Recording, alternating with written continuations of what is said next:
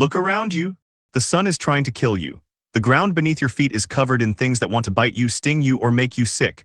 The air carries particles your lungs were never quite built to filter. And yet here you are, the most fragile large mammal on the planet, somehow sitting at the top of the food chain.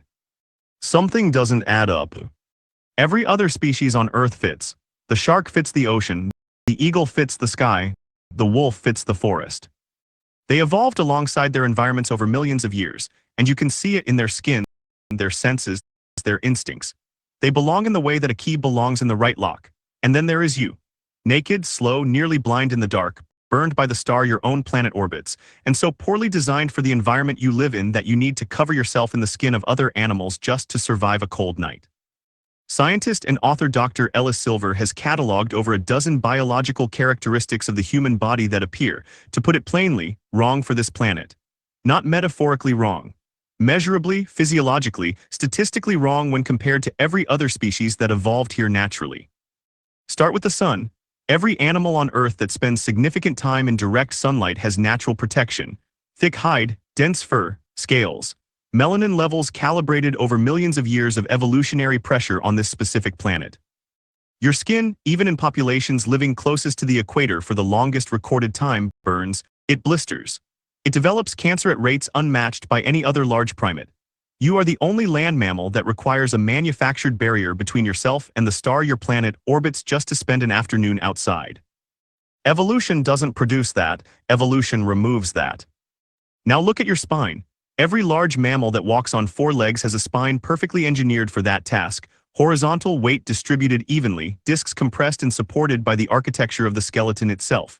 When your ancestors transitioned to walking upright, the spine had to bend into an S-curve. That curve is a compromise. It was never fully optimized. The result is that roughly 80% of all humans will experience significant back pain at some point in their lives. Chronic, debilitating, sometimes life-altering back pain. No other species on Earth experiences back pain as a near-universal condition. It is so common in humans that we treat it as normal. But normal for a species and normal for a species that evolved on this planet are very different things. Then there is childbirth. Across the animal kingdom, birth is painful but manageable. The offspring fits the birth canal because evolution calibrated both simultaneously over millions of years.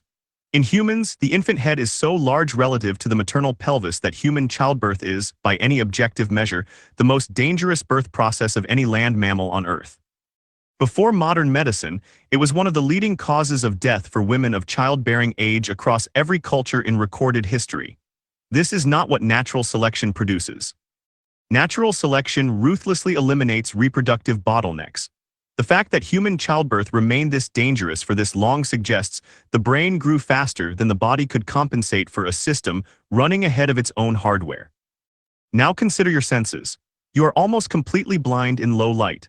Virtually every predator that could have threatened your ancestors throughout evolutionary history, big cats, wolves, hyenas, hunts most effectively at dusk and dawn, exactly when your vision degrades most severely.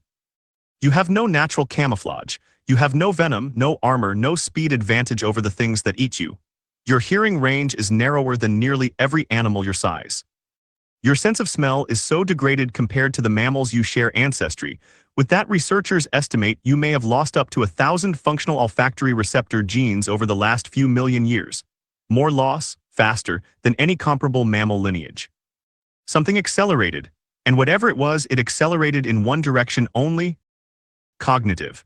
The one system that overperforms in the human body, almost absurdly relative to any other species, is the brain, not the muscles. Not the immune system, not the sensory apparatus. The brain. Which raises a question that mainstream science tends to sidestep. Why would evolution on this planet produce a creature so physically compromised and cognitively overdeveloped, in exactly the opposite proportion to every other successful species here? Astrobiologist Dr. Dirk Schulze-Makuch at Washington State University has studied what makes a planet biologically hospitable. His research framework suggests that each planet produces a biosphere shaped by its specific gravitational field, radiation levels, atmospheric pressure, and electromagnetic environment. Species native to a planet are tuned to those parameters the way an instrument is tuned to a key. Your body's chronic conditions, the back pain, the sun sensitivity, the sleep disorders, the autoimmune diseases that plague humans at rates far beyond other primates, could be read as the signature of a body operating in a gravitational and radiation environment it was not originally calibrated for. Consider gravity. The human body accumulates damage from gravity in a way that no other terrestrial mammal does at the same scale. Your intervertebral discs compress and degenerate. Your joints wear. Your circulatory system strains against the pull of the planet just to keep blood in your brain when you stand up. Orthostatic hypotension, the dizziness you feel when you stand too fast, is practically a human universal. It has no clear evolutionary advantage. It is instead the signature of a cardiovascular system working against a gravitational load it finds slightly too heavy. If you came from a planet with marginally lower gravity, say 80 to 85% of Earth's, your skeleton, your spine, your cardiovascular system, and your birth canal would all make slightly more sense. Not perfect sense, but more sense. And then there is the question of the mind itself. Psychologists and anthropologists have long noted that human beings appear to share a near-universal sense of displacement. Across every culture in every recorded period of history, humans have told stories about a lost paradise, a home that was better, a place they came from that was different from where they are. The Garden of Eden, Shambhala, Atlantis, Zion, the Dreamtime, these are not random myths. They are the same myth, told in different languages, across thousands of years and thousands of miles. Carl Jung, who spent decades cataloging the contents of the human unconscious, described this as one of the most consistent archetypes in the human psyche, the memory of a better place, a first home, a world that felt more right than this one. Jung called it a collective memory. Others have called it a spiritual longing. But what if it is something older and more literal than either of those explanations? Now, to be precise about what the science actually says and does not say, there is no confirmed evidence that humans originated off-planet. The fossil record documents human evolution on Earth over millions of years. The panspermia hypothesis, the idea that life or the building blocks of life can travel between planets on asteroids and comets, is a legitimate and actively researched scientific framework. Researchers including the late Sir Fred Hoyle and Chandra Wickramasinghe have published extensively on the mechanisms by which complex organic molecules survive interstellar transit. But the leap from panspermia to the idea that anatomically modern humans arrived here from elsewhere is not a leap the current evidence can support. What the evidence does support is stranger and more unsettling than a simple origin story. It supports the idea that your body reads like a checklist of adaptations for an environment that is not quite this one. That your brain outpaced your biology in a way that has no clean parallel in any other species on Earth. That your myths, your philosophies, your religions, and your restless dissatisfaction with the world as you find it all converge on the same unresolved question. Where do you actually belong? Maybe the answer is that you are the result of an evolutionary accident, a primate brain that grew too fast, in a body that couldn't keep up on a planet that was never the perfect fit. Maybe the answer is that life seeded itself across the cosmos billions of years ago, and your particular branch simply bloomed here, slightly out of tune with the soil it landed in. Maybe the answer is something no framework yet has words for. But here is what you can say with confidence. You are the only species on this planet that looks up at the night sky and feels something that is not fear.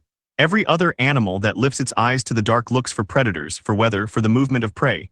You look up and feel something closer to recognition. Something that pulls, something that has no evolutionary justification whatsoever. And that pull, that strange, sourceless longing for a place you have never been, has been with your species since the first human being sat alone in the dark, and looked up at the stars and wondered if something up there was looking back. You are not from here, or at least part of you isn't so sure. And the data, strange as it sounds, isn't entirely sure either.